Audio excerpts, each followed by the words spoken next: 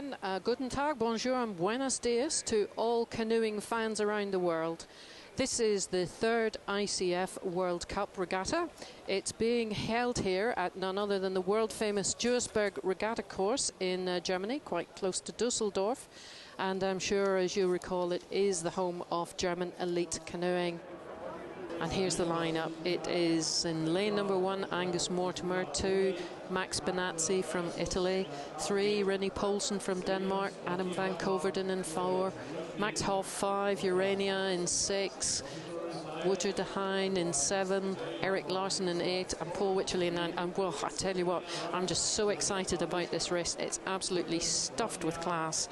Enough wattage here in the rival race to, I guess, light up a small town. We've got Hoff, 2-time world champion. Veres Larsen, former Olympic champion and 2-time world champion. Of course, Adam van Koverden, an Olympic medalist himself, and well, Ali Urania, he's had such a fast progress to the very top. He's in lane number 6, a serial medal detector, and it's just very hard to say how this is going to come out. And they are away. And the very upright Adam van Koverden in lane number 4 from Canada states his intentions very early. A big, powerful start from the Canadian, who's been around K1 racing for quite a while now, but he's being tracked by Max Hoff from Germany in lane number 5. He's right on his bow there. René Poulsen in lane number 3 was also close in contention. Good head-on shot there of van Koverden. But it still is with him as they move down towards the 500-metre mark. Adam van Koverden, 29 now from Oakville in Canada. He's really returning to the scene of the crime here in 2007, where there was that fantastic race between himself and Tim Brabants from Great Britain, where there was nothing more than a third of a boat length in it all the way through, and it is van Koverden from Canada that leads the field through the 500. He's closely pressed by Hoff of Germany in 5, and that's a push through from Poulsen in Denmark in lane 3. He's had such a strong showing over this World Cup series, René Poulsen. René Poulsen in 3 seems to have a small advantage over van Koverden in 4, and Hoff is fading a little in 5. Poulsen in 3 is closing in on that finish line. There's a late surge from Veres Larsen in 9. And René Poulsen seals another win out there in lane number 3. René Poulsen from Denmark in 3, and a great late showing from Eric Larsen in 8. With 3rd place, we think, going to Adam van Koverden of Canada. So, that's very close as for the 2nd and 3rd places. No doubt about the winner. Definitely Poulsen in 3 in the 1st place. 2nd place looking like it went to Adam van Koverden, 29-year-old from Canada, with 3rd place to Eric Veres Larsen in lane number 8. I'm very happy. I didn't expect to win the World Cup this year. It's my first victory in K1. It's a good news. I'm very happy. I pushed the fast guys.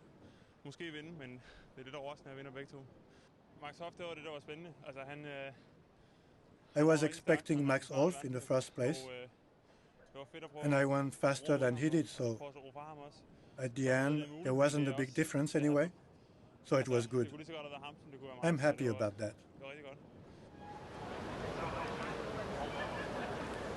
We have only a couple of minutes to go before the start of the men's C1 1,000 metres. And of course, being here at Duisburg, and when you think of C1 and Germany, of course, you can think of none other than the great Andreas Dittmar, who won 4 titles in the world level between 2001 and 2005. And remember watching him here in Duisburg in 2007. So let's see how this one goes. In 1, Kazakhstan, 2, Russia, 3, Poland, 4, Germany, 5, France, 6, Ukraine, 7, Canada, 8, Poland, and 9, Slovakia. And although I was talking about the left-handed Sebastian Brendel, you can see him there in the black, red and yellow boat out in lane number 4. Another man I'd really advise you keep your eye on would be lane 7. That's Mark Oldershaw of Canada. He had a great race last week in Rachicha. Oldershaw there in lane 7 in the centre of your screen at the minute. He took on Vadim Menkov, stalked him all the way down the course and took the gold medal at the end of the race. But let's look at who's leading, and it is indeed Sebastian Brendel, who's being tracked by the 31-year-old Mathieu Goebel from France in lane number 5. And as we watch these guys close in on the 500, it's Sebastian Brendel, the 23-year-old, who medalled here way back in the World Championships in 2007. He's just got a small advantage over Mathieu Goebel from France in lane number 5. Oldershaw in 7, not far away, but he still has work to do to close down the distance in these leading pair of Germany and then France. Great shot there of Sebastian Brendel, working really hard. You can see how difficult this technique is. Wide stance, just kneeling in a block, and he's taking it. He is actually drawn out his lead as he goes into the last 20 metres. A big round of applause for Sebastian Brendel in lane number 4 from Germany. He takes the gold, and Mark Oldershaw pulls through in lane number 7 to take silver, with Mathieu Goebel from France in 5 in 3rd place. Seemed to have Goebel on his tail, but the German man just tour de force, far too strong for Goebel in the later stages, and in fact the Frenchman faded a little bit and allowed the Canadian Mark Oldershaw to just get ahead and take the silver medal. Just confirming the results there on your screen. Sebastian Brendel wins in a time of 3:50. Mark Oldershaw second in 53, and Goebel in third, 3:54. But as I say, Brendel responded really strongly. He did not relinquish 1 inch. He came, he saw, he conquered.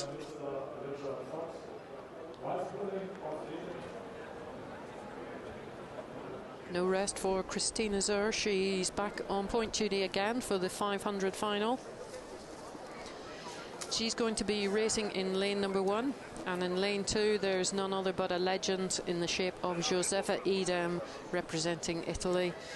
This lady knows what racing's all about. She's a 5-time Olympian, and I'm sure looking to secure her 6th Olympic appearance.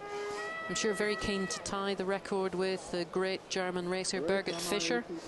And she's going to be in lane number 2, but we're looking there at Christina Zur of the USA, has just bagged herself a K1 1000 metre gold. They get away cleanly. And that is indeed Rachel Cawthorne with her trademark black and red boat.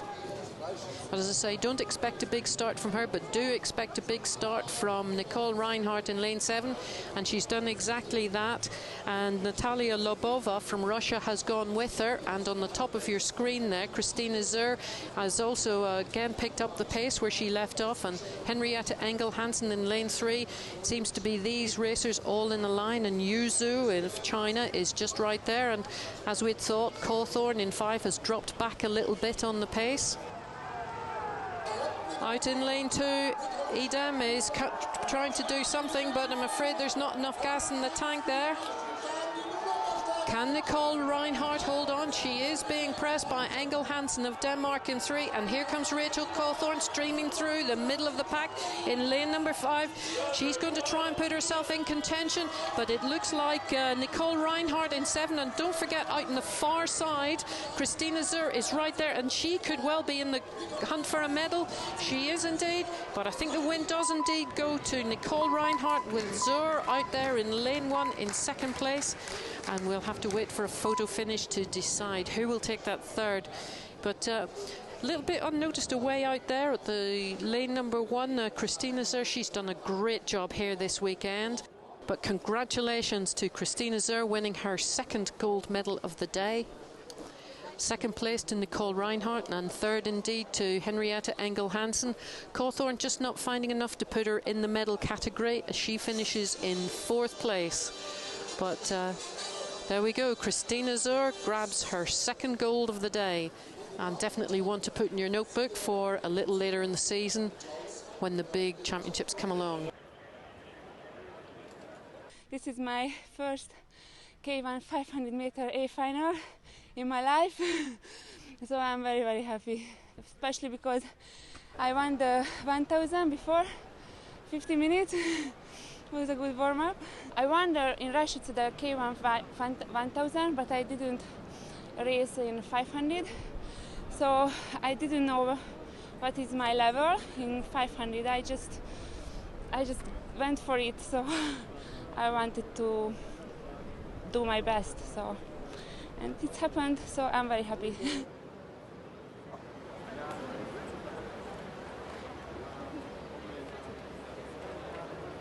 The next event that we're about to see will be the men's K2 1000 metres.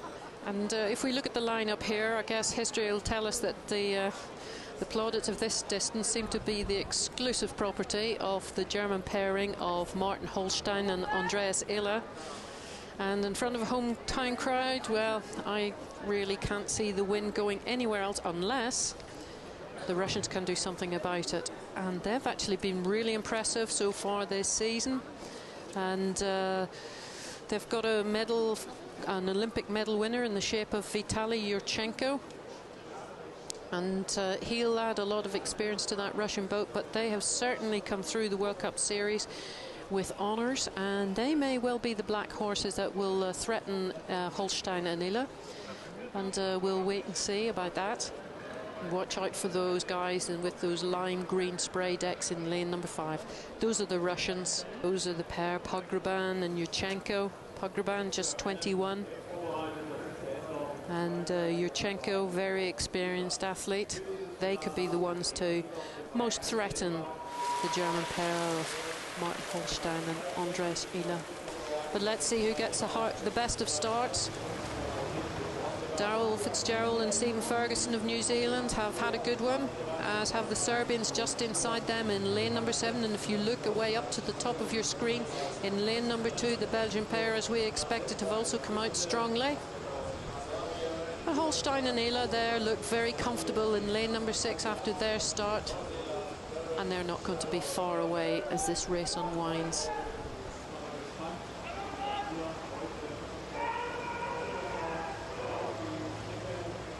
It's Belgium that leads through the 500, with Russia 2nd, Germany 3rd, Australia 4, Russia 5, Czech Republic in lane 3 in 5th place. Belgium still leading. But it is Holstein and Iller. They know exactly what the race plan's about. They know what they need to do. And it looks like they have timed this to perfection. Martin Holstein stroking the German K2 straight over the line for a great win, followed by Russia in 5, and a late surge from the Czech pairing of Horschke and Sturba takes the bronze medal. Well, if you wanted a lesson in race planning, you have just seen it. What an awesome result from the Germans. Clinical, competitive, and completely theirs. And confirmation of the result, time of 3:12 for the winning pair. Pogreban Yurchenko should be happy enough with their World Cup Series this spring. 2nd in 3:13, and the Czech pairing in 2nd place. It's a good start for us. It was our first race this year. We watched the other World Cup races, and there was a very good result on the K2 1000 men. We hoped for a big race, and we hoped that we could do it in Germany, and we made it. It's a good start, but it's not the end of the season. We want to qualify for the Olympics. We have to be between the 1st and the 6th place. We want to win like we did 2 years ago. That's our main goal. And our next race on the schedule, and it is the women's big boat event, the K4. let's go through the lineup. 1 is Canada, 2 Australia, 3 Poland, 4 Poland, probably the stronger boat of the 2. 5 is Germany, 6 Great Britain, 7 the Czech Republic, 8 China, and 9 the Ukraine. But as I say today, let's keep an eye out for lane number 5, Germany, and Great Britain in 6, Poland in 4 with their A-line boat of Wojciechowicz, Konieczna, Mikolajczyk and Wardowicz could be there, and we'll see what China has to offer in lane 8. They make a clean start. Again, the first 20 strokes so important to get the boat into a good cruise. And Germany seems to have had the most powerful out there in lane number 5, spearheaded by Caroline Lennart in the front of the boat. And Poland are leading, coming through the 200. Can Germany respond? Britain is coming through, and on the far side, it could be with Poland. Oh, there's been a problem. But let's just keep focusing on the racing. GB has come right through and are in the lead. Can the Germans respond? In lane 5, Great Britain spearheaded by Abby Edmonds in lane number 6. But the Germans are coming back at them. The Brits are holding them. They're fighting them back. And the wind doesn't go to Great Britain and Germany. That is so close. And I know we're just on an angle here up in commentary, but it really looked like the British girls got that. They had a little bit of a lackluster start, but they pegged it back. And it looks like they were pushing the Germans all the way through. And I think we'll just have to wait for the replay to decide who took the first place there. And then Poland in lane 4 were going really head-to-head with them. And something happened. Something happened. I'm sure we'll find out what it was, but it caused the Germans to lose their stroke and rhythm and give the British the opportunity to really surge through, and that was the turning point of the race. That incident on the water with the Polish boat that caused the Germans to stop paddling, the Brits capitalising on that, and Abby Edmonds driving that British boat through towards the finish line. And there you can see it in the slow motion finish. The British take the wins, capitalising on the Germans' misfortune.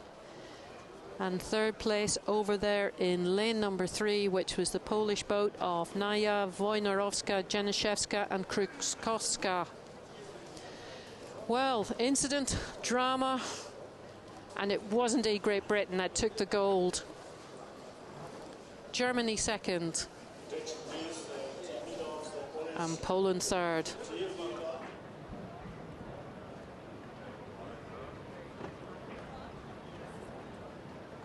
Yeah, it was very close. I mean, at halfway, the Germans, I think the Polish were ahead of us. And Hayley here called it up, and we had a tremendous last bit. We were really pleased with it. But I mean, the Germans and Polish, they had a really good race as well. We got out of that start fast.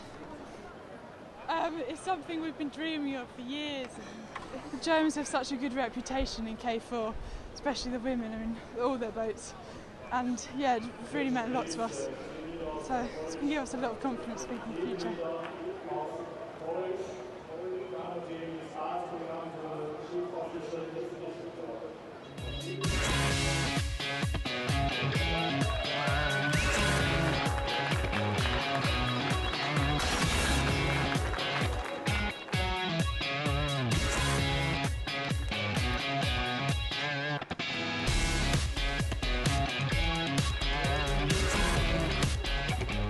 So let's look at the start line for this first one, and well, you can't look anywhere else but at lane number 3. It's the legend that is Ronnie Raua. This is the man that made the title pretty much his own personal property until 2010. He should be the standout favourite for this race, and from the top, 2 is Siemianowski from Poland. He should give Raua a race for his money. 3 Raua, 4 Canada, 5 Denmark, 6 Russia, 7 Brazil, 8 France, 9 Australia. And we're looking for a really big start. This is what this is all about. Very high stroke rates, getting the boat running fast and holding on to the end, and that's a very good start from Joel Simpson of Australia in lane number 9. He's tracking Sebastian Juve just inside him in lane 8, but a look over on the far side, Peter Siemioneski in lane 2 seems to have taken a bit of space from Ronnie Raua. It looks like this could be between 2 and... Yes, indeed. It is indeed. Peter Siemioneski from Poland takes the win ahead of Sebastian Juve of France. A good win for the 21-year-old. Ronnie Raua shakes his head a little bit and wondered what happened there. So just confirmation of the results there. First goes to Peter Siemioneski from Poland in lane number 2 and a time of 35.7 seconds. Second place to Sebastian Juve of France, 36.1. Third place to Canada. Good encouraging result there for Reese Hill in lane number 1. Tak, wszystko jest w porządku. The next step will be the World Championship in Szeged. This is the main objective of the season. It's a good job. This victory in the World Cup makes me feel good for Szeged. I'm very happy.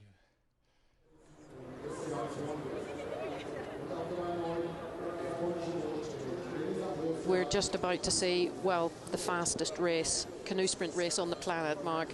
And, you know, last year at the Worlds, thousands of a second separated the 1, 2, 3 in Poznan. So hard to call the winner. A French pair just won, but I'd imagine we'll just have more of the same here. And, well, you can't really look very much further than the Spaniards in lane 6. Craviotto and Perez, Olympic champions over the 500-metre distance and second in Poznan last year.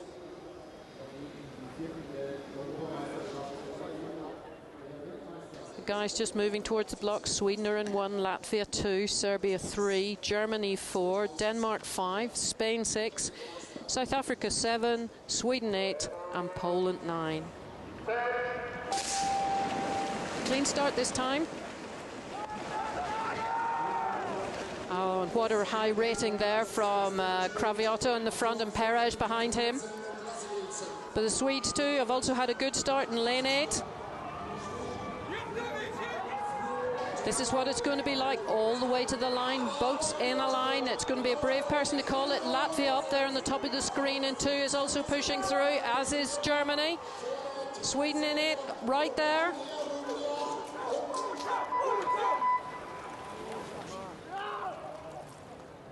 Well, I reckon Latvia were right there at the business end, along with Sweden.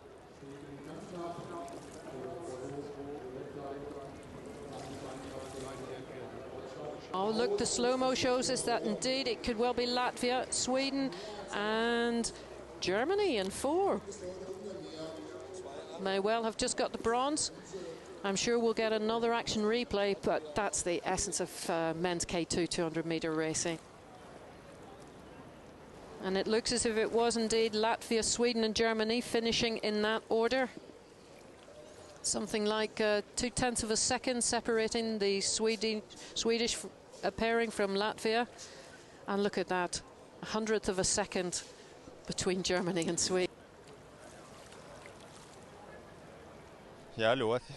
Actually, we didn't expect to win today. We just hoped to get a medal in this competition. For us, the first place is unbelievable because the 2 last years, we finished 4th and 5th. The start was really good and the weather too. The wind was blowing in the right direction. We had some difficulty with the boat stability, but it was a good race. So we're now moving on to the women's K2 500 metres. This is an Olympic event. And this, of course, has been dominated again by Hungary for the last 10 years with one small hiccup when 2 young women in the shape of Fanny Fischer and Nicole Reinhardt gate crashed the party here in the World Championships 2007. But looking back to 2010, the real good news story was the gold medal for Austria, or the bronze medal for Austria, the first ever World Championship medal. And they're here today, and they're going to be in lane number 9 at the bottom of your picture. And let's see what they can do. They were second in Poland, and I think they're hoping their silver lining will turn to gold, Mark. We've got Sweden in 8, just moving up the picture. Great Britain in 7, they had a 3rd place out there in Rachicha. Russia in 6, and well, you can't help but being drawn to the German pairings in 3 and 5. But they're away. Let's see who breaks the line. Yeah, Franziska Weber and Tina Dietze in that boat, black boat in lane number 5, but as I say, they're being stalked by their German teammates in lane 3. That's Caroline Lennart and Silke Hermann.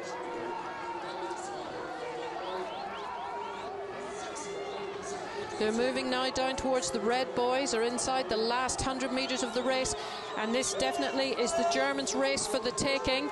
They've really put the pedal to the gas, or the gas to the pedal, and they're driving this boat through. They've now almost got clear water ahead of the Polish crew. They do indeed have that clear, and this gold is theirs today.